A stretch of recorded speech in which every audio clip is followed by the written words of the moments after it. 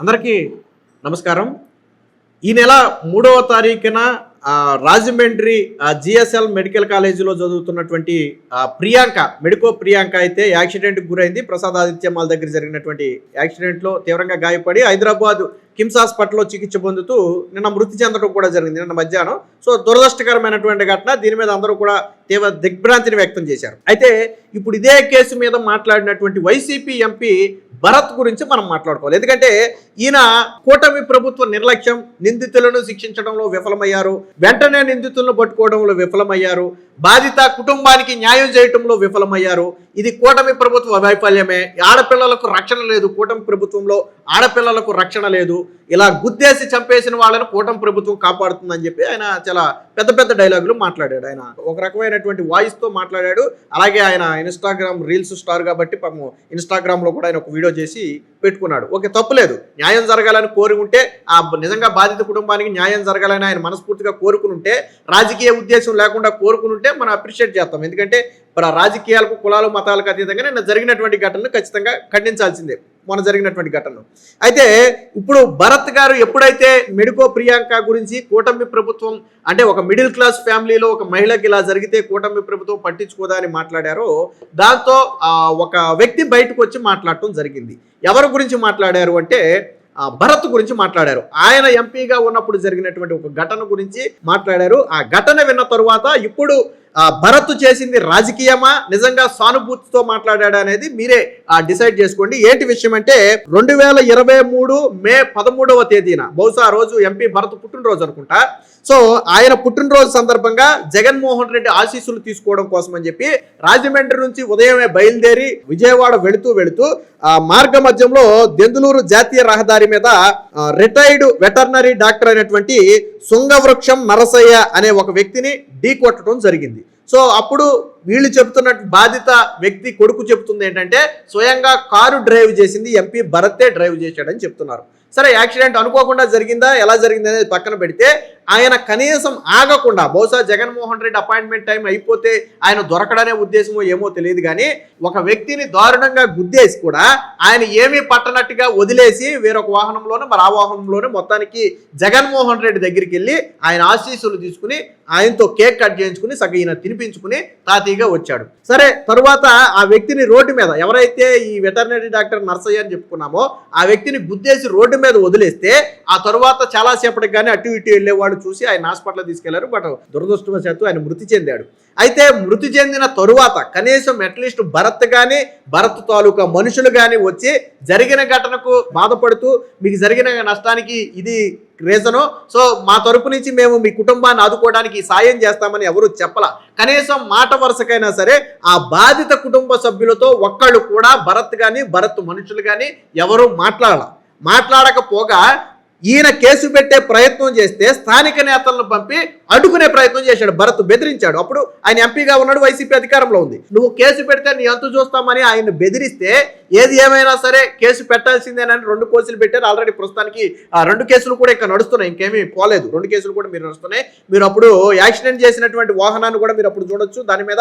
అలాగే ఆ టైంలో వివిధ న్యూస్ పత్రికల్లో వచ్చినటువంటి వేటు న్యూస్లో కావచ్చు, వాటిలో కావచ్చు వచ్చినటువంటి పేపర్ క్లిప్స్ కూడా మీరు ఒకసారి చూడండి. రాజమండ్రి ఎంపీ భరత్ పై కేసు అని చెప్పి, ఇది మే 17, 2023 అంటే మే 13 యాక్సిడెంట్ జరిగితే 12, 13 తారీఖుల్లో యాక్సిడెంట్ జరిగితే 4 రోజుల తర్వాత ఆయన ఏమీ రెస్పాండ్ అవ్వకపోవడంతో, అసలు ఆయన ఏమీ పట్టనట్టు వదిలేయడంతో ఆ బాధిత కుటుంబ సభ్యులు ఆయన మీద కేసు నమోదు చేశారు. 2 కేసులు, ఒకటి కాదు 2 కేసులు నమోదు చేశారు. దానికి సంబంధించి మీరు చూడొచ్చు. అంటే ఇప్పుడు ఎందుకు మాట్లాడుకున్నాము అంటే ఆయనే స్వయంగా ఆయన పుట్టినరోజు నాడు ఒక వ్యక్తిని యాక్సిడెంట్ చేసి కనీసం ఆసుపత్రికి తీసుకెళ్లకుండా వదిలేసి ఈయన దారిని ఈయన పోతే, ఆయన చనిపోయి ఆ కుటుంబం రోడ్డున పడితే, తరువాత జరిగిన దానికి తప్పు జరిగింది, అనుకోకుండా పొరపాటు జరిగిందని కనీసం ఆ కుటుంబంతో మాట్లాడే ప్రయత్నం చేయకపోగా వీళ్ళు 4 రోజుల తర్వాత కేసు పెట్టే ప్రయత్నం చేస్తే వాళ్ళ స్థానిక నేతలను పంపి బెదిరించారు. మరి వీళ్ళు ఈ రోజు మెడికో ప్రియాంక గురించి ఎందుకు మాట్లాడుతున్నారు? ఈయన అంటే వైసీపీ ప్రభుత్వంలో ఒక యాక్సిడెంట్ చేస్తే చేసిన వ్యక్తి ఎంపీ కాబట్టి అక్కడ పోలీసులు పట్టించుకోలేదు. ఆ రోజు ఆ వ్యక్తిని అరెస్ట్ చేయలేకపోయారు. ఈ రోజుకి ఆ కేసులో అరెస్ట్ కాల, కానీ యాక్సిడెంట్ అయిన వ్యక్తి చనిపోయాడు. కానీ ఇక్కడ కూటమి ప్రభుత్వంలో మెడికో ప్రియాంక ఇంకా ట్రీట్మెంట్ తీసుకుంటూ ఉండగానే ఘటన జరిగిన గంటల వ్యవధిలోనే సంబంధిత వ్యక్తులను పట్టుకున్నారు, రోజుల వ్యవధిలోనే వాళ్ళని అరెస్టు చేశారు, జైలుకు కూడా పంపారు, ప్రస్తుతానికి రిమాండ్ లో కూడా ఉన్నారు. అంటే కూటమి ప్రభుత్వంలో ఒక మహిళ మీద యాక్సిడెంట్ చేస్తే వెంటనే అరెస్టు చేసి జైలుకు పంపారు. కానీ వైసీపీ హయాంలో ఒక వ్యక్తిని యాక్సిడెంట్ చేసి చంపేసి రోడ్డు మీద వదిలేసి వెళ్ళిపోతే ఆ రోజు వాళ్ళు పదవిలో ఉన్నారు కాబట్టి ఆ వ్యక్తి మీద కేసు లేదు. ఇప్పుడు చెప్పండి, ఎవరి ప్రభుత్వ పాలనలో ఎలా ఉందో ఒకసారి మీరే చెప్పండి. జగన్మోహన్ రెడ్డి ప్రభుత్వంలో జరిగింది కూడా దారుణమే, ఖచ్చితంగా బాధాకరమే. ఎందుకంటే ఆ వ్యక్తిని స్వయంగా ఎంపీ భరత్ ఆయన దోలుతున్నాడా, ఆయన డ్రైవర్ దోలుతున్నాడా పక్కన పెట్టండి, ఆయన కారు గుద్దింది, ఆయన కారు. సో జరిగింది దుర్ఘటనే, దురదృష్టకరమైన ఘటనే. కనీసం ఆ ఫ్యామిలీని ఈ రోజు వరకు పరామర్శించాల. 3 సంవత్సరాలు దాటింది, 3 సంవత్సరాలు దాటింది, ఈ రోజు వరకు ఆ ఫ్యామిలీని పరామర్శించాల. ఎవరు? ఎంపీ భరత్. అలాగే ఎంపీ భరత్ ఈ రోజుకి అరెస్టు కాలా. యాక్సిడెంట్ చేసి ఒక వ్యక్తిని చంపేసినటువంటి ఎంపీ భరత్ ఈ రోజుకి అరెస్టు కాలా, కోర్టుల చుట్టూ తిరుగుతున్నాడు. కానీ కూటమి ప్రభుత్వంలో ఒక మెడికో గుద్దిన వాళ్ళేమీ పొలిటీషియన్స్ కూడా కాదు, ఒక మెడికో మీద అనుకోకుండా మద్యం దాగి ఆ యాక్సిడెంట్ చేసి ఆ మెడికో మృతికి కారణమైతే, మృతికి చెందటానికి ముందే, మృతి అంటే నిన్న మృతి చెందింది, మృతి చెందటానికంటే ముందే గంటల వ్యవధిలో వాళ్ళని పట్టుకుని అరెస్టు చేసి రిమాండ్ కూడా పంపారు. 21 వరకు, ఈ నెల 21 వరకు రిమాండ్ ఉంది. వాళ్ళ మీద చాలా కఠిన సెక్షన్లు నమోదు చేశారు. మరి ఇప్పుడు చెప్పండి, 2 యాక్సిడెంట్లే. ఒకటేమో వైసీపీ ఎంపీ చేశాడు, ఒకటేమో నార్మల్ పీపుల్ చేశారు. ఒకటేమో వైసీపీ ప్రభుత్వంలో జరిగింది, ఒకటేమో కూటమి ప్రభుత్వంలో జరిగింది. వైసీపీ ప్రభుత్వంలో జరిగిన ఘటనకి ఈ రోజుకి న్యాయం జరగల, కుటుంబానికి సంబంధించి ఆ వ్యక్తే చెప్పాడు. కానీ ఈ రోజు న్యాయం జరిగిందంటే ముందు నిందితులకి శిక్ష అయితే పడింది. చనిపోవడం బాధాకరమే, చనిపోయిన మనిషి అయితే తిరిగి రాదు. కానీ కూటమి ప్రభుత్వంలో నిందితులకి ఏం జరిగింది? శిక్ష పడింది. ఇప్పుడు 2 ప్రభుత్వాల పనితీరు, 2 ప్రభుత్వాల వ్యవహార శైలిని మీరు బేరీజ్ వేసుకోండి, మీరే చెప్పండి. ఇప్పుడు నేను రెండు ఘటనలు మీకు చెప్పా, మీ కళ్ళ ముందే ఉన్నాయి 2 ఘటనలు కూడా. ఎవరి పాలనలో న్యాయం జరిగింది, ఎవరి పాలనలో పోలీసు వ్యవస్థ స్పీడ్గా పనిచేసింది, ఎవరి పాలనలో అక్కడ ఘటన జరిగితే ముఖ్యమంత్రి స్పందించారు, ఉప ముఖ్యమంత్రి కార్యాలయం స్పందించింది, అలాగే నారా లోకేష్ స్పందించారు. జగన్మోహన్ రెడ్డి ఒక వ్యక్తిని గుద్ది చంపేస్తే వాళ్ళ ప్రభుత్వంలో ఎవడైనా స్పందించారా? వీళ్ళు స్పందించి సానుభూతి వ్యక్తం చేశారు, నిందితులకు కఠిన శిక్ష పడేటట్టు చేస్తామని చెప్పి హామీ ఇచ్చారు. వైసీపీ హయాంలో ఒక నర్సయ్య అనే ఒక వెటర్నరీ డాక్టర్ని, రిటైర్డ్ డాక్టర్ని గుద్ది చంపేస్తే ఎవరైనా జగన్మోహన్ రెడ్డి సానుభూతి వ్యక్తం చేశాడా? వాళ్ళ పార్టీలో నాయకులు వ్యక్తం చేశారు. అట్లీస్ట్ బుద్ధిన వ్యక్తి మార్గాని భరత్ సానుభూతి వ్యక్తం చేశాడా? 3 సంవత్సరాలు అయిపోయింది, 3 సంవత్సరాలు అయిపోయింది. కావాలని గుద్దారని నేను చెప్పట్లా, అది ఆయన వెళ్ళే క్రమంలో జరిగి ఉండొచ్చు, పొరపాటునే జరిగి ఉండొచ్చు. కానీ జరిగిన ఘటన జరిగిన తర్వాత మనం ఎలా రెస్పాండ్ అవుతాం అనేది కదా ఇంపార్టెంట్. బహుశా జగన్మోహన్ రెడ్డి ఎంపీని కూడా వెనకేసుకొస్తాడేమో, ఏముందో 35 ఏళ్ల యువకుడు ఏదో కంగారులో నా దగ్గరికి బర్త్డే కేక్ కటింగ్ కోసం అని వచ్చే క్రమంలో గుద్దేశాడు, గుద్దేస్తేనే పిల్లోడి మీద మర్డర్ అటెంప్ట్ కేసులు పెడతారని మాట్లాడతాడేమో జగన్మోహన్ రెడ్డి. ఎందుకంటే మన సిదిరి అప్పలరాజు కొడుకు గుద్దినప్పుడు మాట్లాడింది అదే కదా, సిదిరి అప్పలరాజు కొడుకు గుద్దినప్పుడు మాట్లాడింది అదే కదా. అంటే వీళ్ళ పార్టీలో వీళ్ళ నాయకులు కావచ్చు, వీళ్ళ నాయకులు పిల్లలు కావచ్చు, యాక్సిడెంట్ చేస్తే వాళ్ళకి సానుభూతి అంటగడతారు. వేరొకళ్ళు యాక్సిడెంట్ జరిగితే మరి అదే విధంగా సిదిరి అప్పలరాజు కొడుకు గుద్ది చంపేస్తే అది అనుకోకుండా జరిగిన ఘటనని మాట్లాడిన వీళ్ళు ఈ రోజు రాజమండ్రిలో జరిగినటువంటి ఘటనను ఎందుకు రాజకీయం చేస్తున్నారు?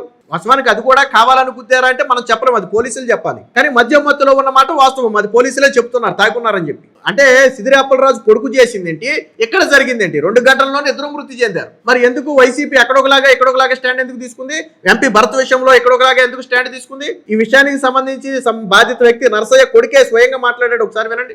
అందరికీ ఒక విషయం చెప్పాలంటే 2023 మే 13న భీమడోల్ దగ్గర X retired junior veterinary officer అయిన మా నాన్నగారిని, ఆయన పేరు ఎస్ నర్సయ్య గారిని, ఎవరైతే ఇప్పుడు భరత్ గారు డాక్టర్ ప్రియాంక గారి గురించి సపోర్ట్ చేస్తున్నారో మీ ఎక్స్ఎంపీ భరత్ గారు, ఆయన పుట్టినరోజున విజయవాడ వెళ్ళి ఎక్స్ సీఎం గారిని కలిసి కేక్ కటింగ్ చేయించుకోవడం కోసమని మార్నింగ్ బయలుదేరి 6:30-7 మధ్యలో మా నాన్నగారిని భీమడోల్ దగ్గర ఆయన డ్రైవ్ చేస్తూ గుద్దేసి ఆ స్పాట్ లో మా నాన్నగారు చనిపోతే రోడ్డు మీద వదిలేసి ఆయన విజయవాడ వెళ్ళి ఎక్స్ సీఎం జగన్మోహన్ రెడ్డి గారి సమక్షంలోకి ఆయన పుట్టినరోజున కేక్ కట్ చేయించుకుని ఏదో యాగం చేసుకుని వచ్చాడు. ఇటువంటి వాళ్ళు ఇప్పుడు డాక్టర్ ప్రియాంక గురించి మాట్లాడడం, వాళ్ళ మిడిల్ క్లాస్ పోలీసులు చేయట్లేదు అని చెప్పడం నాకు బాధ అనిపించింది. ఎందుకంటే యాక్సిడెంట్ జరిగిన తర్వాత 3 ఏళ్ళు అవుతుంది, ఇప్పటి వరకు ఆయన కానీ ఆయన ఫ్యామిలీ కానీ ఎవరు వచ్చి మమ్మల్ని మిడిల్ క్లాస్ అని మమ్మల్ని కూడా ఎవరు వచ్చి మాట్లాడింది లేదు. దానికి తోడు జరిగిన సమయంలో మమ్మల్ని ప్రలోభ పెట్టడం, ఎవరినో పంపించి లోకల్ నాయకులు పంపించిన మాట్లాడించడం చేసి మమ్మల్ని ఇంకా అప్పట్లో బాగా కన్సైజ్ చేసి మేము కోర్టు కేసుకి వెళ్లకుండా చేయడానికి ట్రై చేసాం. బట్ అవర్ మేము ఆయన మీద 2 కేసులు వేసాము. ఒక కేసు ఏలూరులో నడుస్తుంది, ఒకటి భీమవరంలో నడుస్తుంది. ఈయన మీద 2 కేసులు నడుస్తున్నాయి. ఒక మిడిల్ క్లాస్ ఫ్యామిలీలో ఒక రిటైర్డ్ గవర్నమెంట్ ఎంప్లాయీని చంపేసి రోడ్డు మీద వదిలేసి కనీసం పట్టించుకోకుండా కనీసం ఆ శవాన్ని ఇల్లు తీసుకెళ్లి మార్చిలో పెట్టించి అప్పుడు ఆయన పదవిలో ఉన్నారు. అవి ఏమి చేయకుండా మా నాన్నగారు రోడ్డు మీద వదిలేసినప్పుడు నాకు ఈ సిచ్యువేషన్ అంతా చూసి బాధేసింది. ఇప్పుడు డాక్టర్ ప్రియాంక గారి గురించి ఎవరో మధ్యమత్తులో చేశారు, అది తప్పే. ఆవిడ జరగడం చాలా బాధాకరం. నేను చాలా బాధపడుతున్నాను. వాళ్ళ ఫ్యామిలీకి నా తరఫున వాళ్ళకి సానుభూతి తెలియజేస్తున్నా. కాకపోతే ఈ ఎంపీ గారు ఎక్స్ ఎంపీ గారు మాట్లాడే మాటలని మా కుటుంబంలో కానీ మేము కూడా చాలా బాధపడ్డాం. ఈయన వల్ల ఒక కుటుంబం అన్యాయం అయిపోయింది, అయినా సరే ఈయన వచ్చి ఇక్కడ మాట్లాడుతున్నాడు. సో విన్నారు కదా, ఆ వ్యక్తి ఎందుకు బయటకు వచ్చి మాట్లాడాడంటే అది కూడా చెప్పాడు. ఈ రోజు మెడికో ప్రియాంక వ్యవహారంలో ఎంపీ భరత్ గారు నీతులు మాట్లాడుతున్నారు కదా, నా తండ్రి వ్యవహారంలో ఇలా చేస్తే ఈ రోజుకి నాకు కనీసం నా దగ్గరికి ఎవరు వచ్చి మాట్లాడలేదు, 2 కేసులు ఈ రోజుకి నడుస్తున్నాయి, వీళ్ళు చిత్తశుద్ధి గురించి న్యాయం గురించి వీళ్ళు మాట్లాడటం ఏంటి, నా తండ్రిని ఏం చేశాడనేది స్వయంగా ఆయన మాటల్లో విన్నారు కదా. మార్గాని భరత్ పుట్టినరోజు నాడు వేగంగా వెళుతూ విజయవాడకు వెళుతూ మరి సీఎం గారు అపాయింట్మెంట్ అంటే టైంకి వెళ్ళాలి, లేకపోతే ఆయన దొరకడు తర్వాత. దాంతో వేగంగా వెళుతూ గుద్దేయటమే కాకుండా పోనీ జరిగిన ఘటన జరిగింది, సంబంధిత వ్యక్తిని హాస్పిటల్కి తీసుకెళ్లారు వీళ్ళు. ఎంపీఏ కదా ఆయన, ఒక ఫోన్ చేస్తే అంబులెన్స్ వస్తుంది కదా, లేదా వేరే ఒకళ్ళు ఫోన్ చేస్తే ఎవరో ఒకళ్ళు వస్తారు కదా, హాస్పిటల్కి తీసుకెళ్లాలి కదా, లేదా ఈయన కన్వాయ్లో తీసుకెళ్లాలి కదా. తీసుకెళ్లారా? తీసుకెళ్లేదు. సరే, జరిగింది దుర్ఘటన. తర్వాత వెళ్ళి పరామర్శించారా? పరామర్శించలేదు. కుటుంబానికి ఏమన్నా చెప్పారా? చెప్పలేదు. కేసులు పెడుతుంటే బెదిరించారు స్థానిక నేతలు పంపి, నీ అంతు చూస్తాను, నువ్వు ఎంపీ మీద కేసు పెడతావని. ఏదైతే అది మేము చూసుకుంటామని చెప్పి 2 కేసులు పెట్టారు. అది కూడా ఆయనే చెప్పాడు. మరి వీళ్ళు ఈరోజు ఆవిడ గురించి మాట్లాడటం, మెడికో ప్రియాంక గురించి మాట్లాడటం అనేది విడ్డూరంగా ఉంది.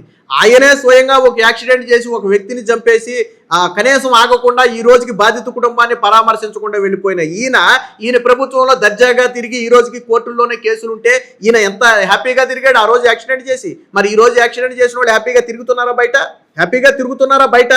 2 రోజులు అరెస్ట్ చేయడం ఆలస్యమైంది, 2 రోజులు జైలుకు పంపడం ఆలస్యమైందని మాట్లాడుతున్నాడు ఆయన. 3 ఏళ్ల నుంచి నువ్వు అరెస్ట్ కాలేదు, జైలుకి వెళ్ళలేదు, ఇంకా బయటే తిరుగుతున్నావు.